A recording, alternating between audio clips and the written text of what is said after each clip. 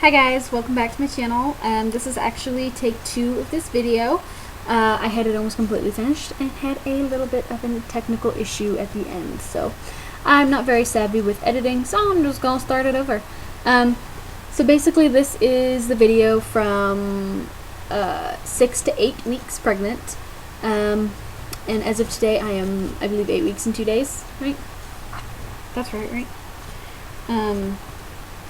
8 weeks and 2 days, and this video is about the last 2 weeks as well as my doctor's appointment that I had on Tuesday, which today is Wednesday? Thursday? Today's Thursday. So 2 days ago. So I might be 8 weeks and 3 days today. No, I'm 8 weeks and 2 days. Oh wait, no. I'm all jacked up. Okay, guys, that's something that if you are pregnant or planning to get pregnant or thinking about getting pregnant, be prepared for your brain to be scrambled, because I literally cannot think in a straight line. I am 8 weeks and 2 days, and my doctor's appointment was yesterday. It is Thursday. That's probably the biggest new thing that has come up. Is that, like, I will be talking and forget words.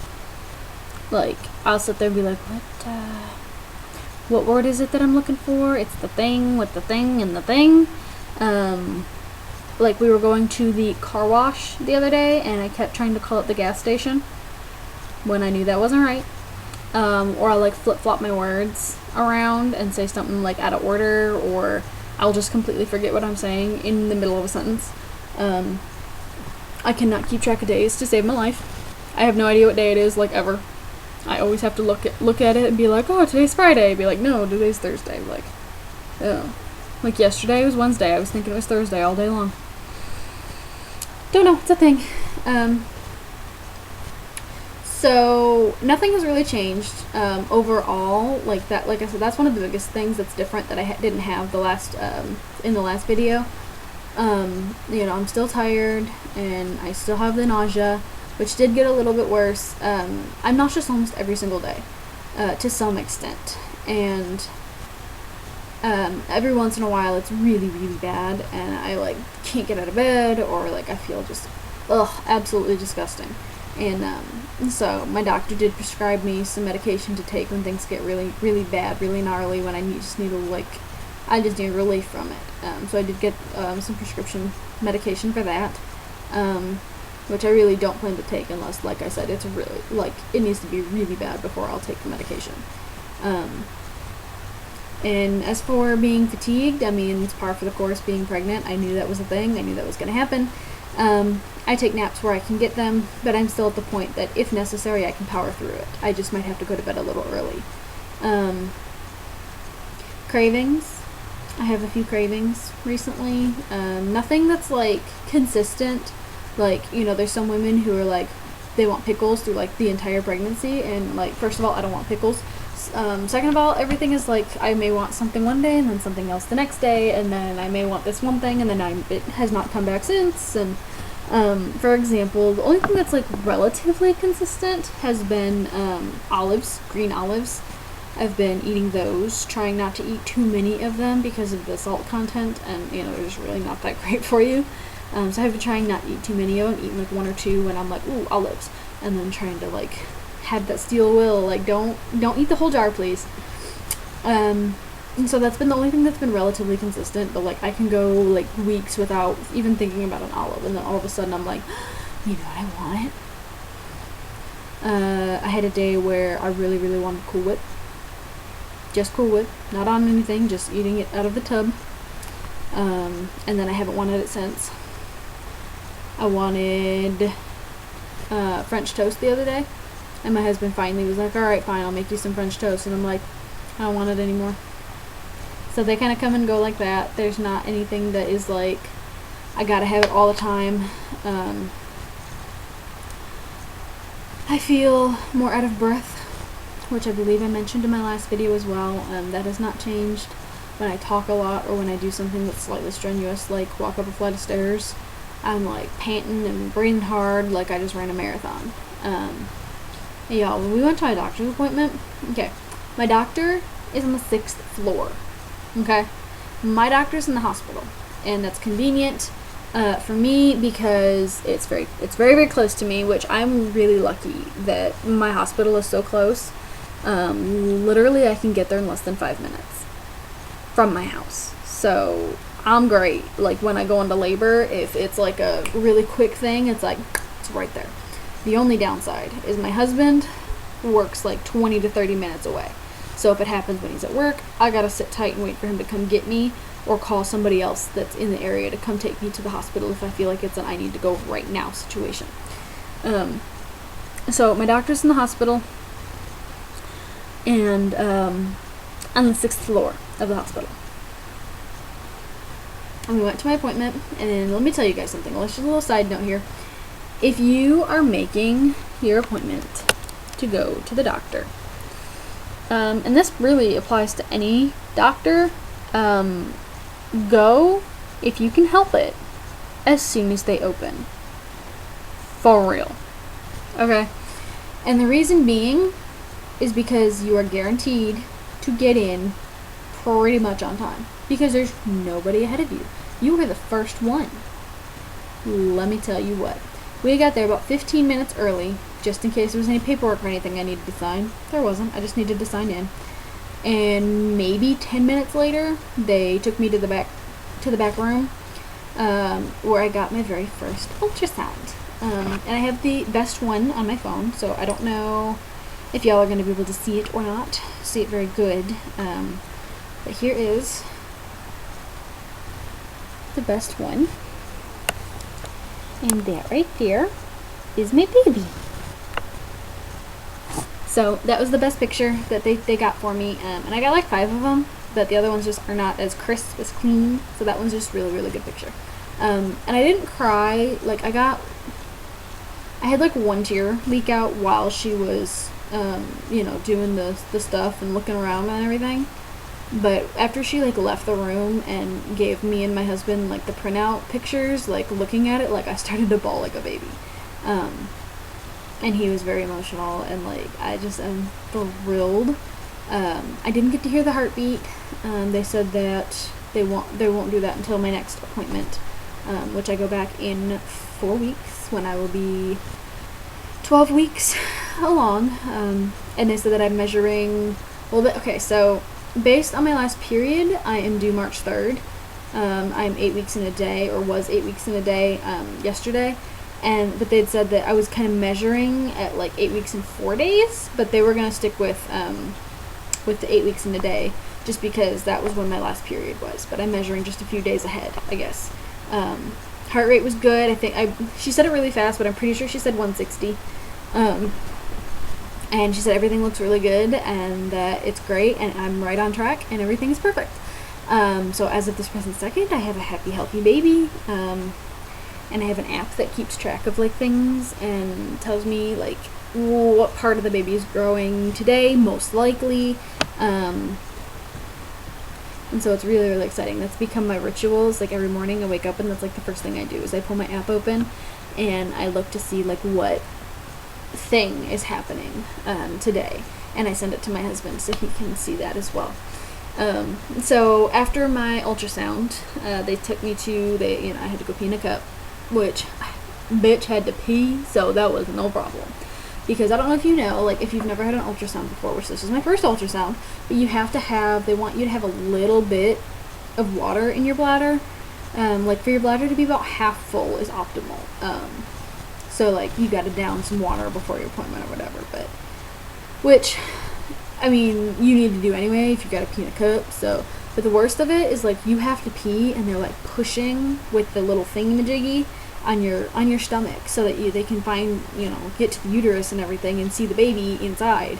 But they're like pushing down on it. It's like, oh, I have to pee and that's not helping. So I went and I had to pee in the cup and I went back to the room and sat with my husband and we waited for a little bit, chit-chatted, looked at the pictures. And they came in and they had me take a little survey about like stuff that I was interested in, like classes and courses and things that they have available at the hospital. And so I did that, and then they came in. My doctor came in to chit chat with me for a little bit and just asking how things are going, how my symptoms are going. And I said, the nausea is getting there. I mean, it's not great. I'm nauseous almost every day, and she decided, based on what I said about my nausea, that she was going to go ahead and prescribe me some medication to take when things get really, really bad. So there's 3 medications that she prescribed me, and 2 of them I'm supposed to take every day, morning, afternoon, and evening. And those 2, she said, are basically to keep things level and make the likelihood that I'll have good days more often. So more days where everything is fine and I don't feel nauseous. And then the other one is kind of like the backup. Like, if those fail and I like feel like death, I can take one of those every 4 hours as needed, to help settle my stomach if I'm nauseous and throwing up and all that stuff. I can take that to help with that. So those are just an as needed basis, and the other 2 I take no matter what. And I have several refills for all 3 of them, so that I have them for the entire pregnancy, basically. And so she chit-chatted with me for like less than 5 minutes, probably, and talked a little bit about like if I had any plans for birth control after I've had the baby, which I've thought about it a little bit, because I do know that I do not want to get pregnant right after I've had my baby. Because I know, like, you are your most fertile after you've had your child. So I know that there's so many women who have a baby and then like 3 months later they're pregnant again, and I'm like, bitch, I'm not here for that. Yeah, I want multiple kids. No, I don't want them that close together. My goal, my plan, is to have my first child potty trained before we have the second one. I do not want 2 kids in diapers at the same time. So that's my plan. So 3 to 5 years is pretty good for me, I think, is what we're discussing. So there's a couple of options. Obviously, I have the arm implant, or I have the IUD, or whatever. So she gave me a couple of pamphlets to look at and figure out, which I got time to look at it, but I do plan to do some research and figure out. And the problem is that with any kind of birth control, there are horror stories about all of them. Like, I did not do very well on the pill. I went off of it pretty quick. And I tried a couple of different ones, and none of them were very good. I was bloating, and I was, moody, and I just did not feel like myself when I was on the pill. Plus, you have to remember to take it like every single day at the same time. And at the time that I was on the pill, I was working at a fast food restaurant, and my shift changed constantly, so it was really difficult to be able to take the pill at the same time every day for me.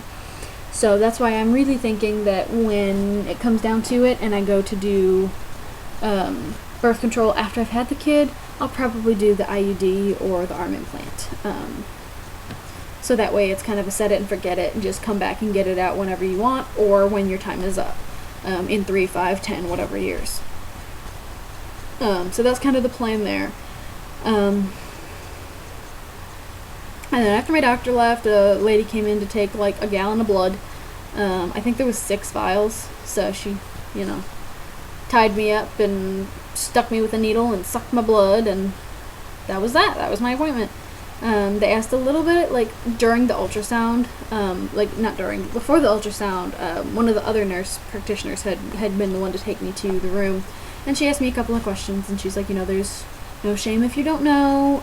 Right now, it's very early, but I'm just going to ask you a couple of questions and see if you know the answer. And it was like, she asked me if I plan to bottle or breastfeed. I said breastfeed if possible. But obviously I want my baby to be fed. So if I'm not able to, if the baby can't latch, if something is wrong, then I want my baby to be fed. It doesn't matter to me how it's done as long as my baby is fed. But I'd prefer to try to breastfeed first. They asked me if I wanted like no bottles, no pacifiers, or anything like that. I said I don't really care. 'Cause like I'm one of those people who I'm like, our kid's not going to be addicted to their pacifier, but I also know, like, they probably are, because that's what happens when you give a kid a pacifier, and I don't think I'm going to hold out very long not giving the pacifier. Unless my baby happens to just not cry ever, which would be fabulous, but I'm not holding my breath for that. They asked me if we have a boy, do I want him to be circumcised before we leave the hospital? They asked me like, who do I want to be the pediatrician? And they gave me two choices. There's, like, off-site and on-site. And I was like, well, what's the difference? Well, obviously, the ones in the hospital will come to your room to see the baby. The off-site ones will come take your baby from the room and go, and then bring your baby back. I'm like, no, I don't want that one. I want them to come to the room, please. And then there's things like, do you want, like, the baby to room with you? Do you want the baby to be in nursery? With me, please. I already know I'm gonna be that bitch. I want my kid with me as much as physically possible after I've just pushed the child out. I deserve a little bit of time with my child. And no, I do not want you taking my child from the room out of my crazy ass eyesight. I have seen too many shows. I have heard too many stories of things happening. So yes, keep my baby with me, please. Appreciate it. And they just asked those couple of questions, and, you know, I answered them the best I could, obviously. Oh, goodness. And then she left, and the ultrasound tech came in a little bit later, and we did the do, and the gel was warm, so I appreciated that, because everybody's always like, well, the gel is so cold. Like, my hospital uses a warmer, so you need to find yourself somebody else if you want to have the warm gel. And it was not intentional that I have my OBGYN at the hospital. It's just how it happened. I called around to a couple of places, and that happened to be the one that could get me in the soonest. And I didn't have, like, an OBGYN beforehand, so now she's my OBGYN.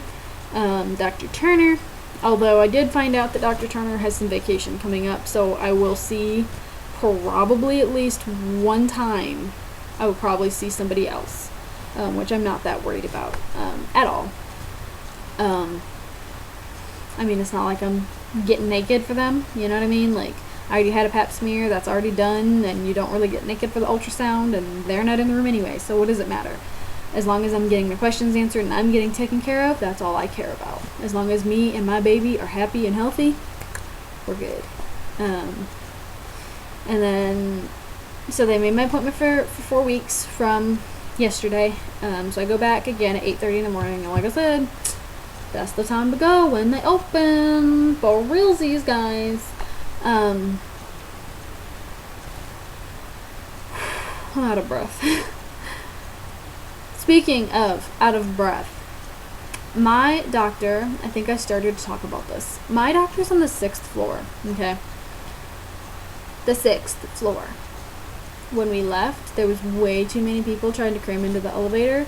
So my husband's like, do you want to take the stairs? And my dumb ass was like, yeah, sure. Oh my god. 6 flights of stairs. Sucks. Like, I probably couldn't have even done it without being all breathing hard if I wasn't pregnant. I'm just not a very athletic, in shape person.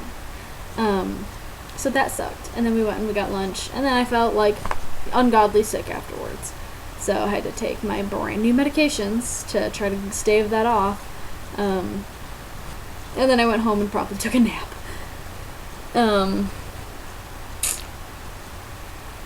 That's really it. I mean, this is kind of a boring video, I feel like. This isn't a very exciting pregnancy. Like, nothing is really changing from couple of weeks to couple of weeks. You know, everything's the same. I'm nausea, fatigue.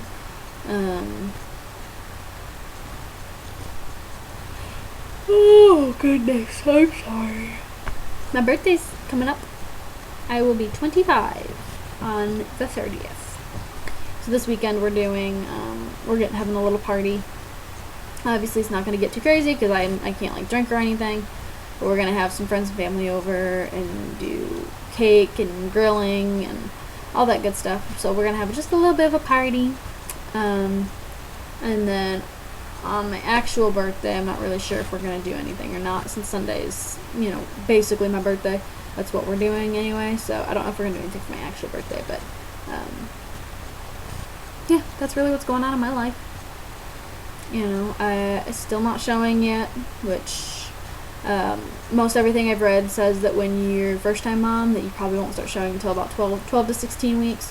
I know I'm a pretty small-statured woman, like, I'm only 5'1", so a lot of people think that I will probably start showing on the earlier side of that just because I'm so short and so small.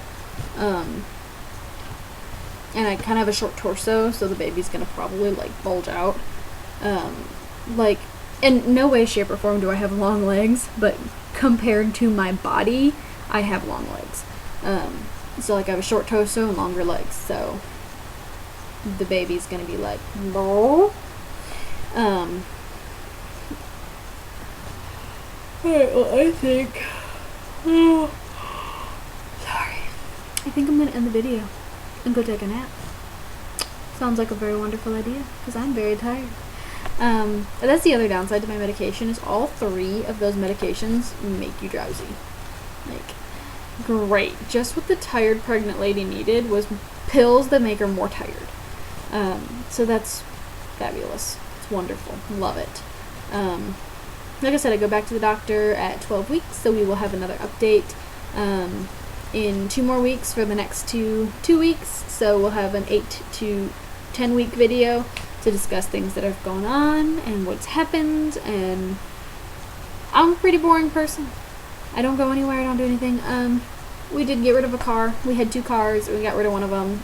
My car is paid off, and my husband's car was, he was making payments on, and we decided to get rid of that car, give that car back, so that we can save up the payment, fix my car, because my air doesn't work, fix my car, save up, and just buy a car, so that way we don't have to have that payment anymore. So we did that yesterday after my doctor's appointment. We went ahead and took the car back. So I'm stuck at home a lot. I babysit Monday through Friday, so I'm here with kids. You know, there's kids in my living room taking a nap right now, and I'm probably gonna go flop out on the couch and take a nap with them. And my husband's on his way home from work, so this is the exciting stuff that happens in my life.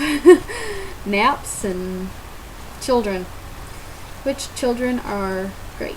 And you know, little side note, this is something that I had thought about doing for a long time.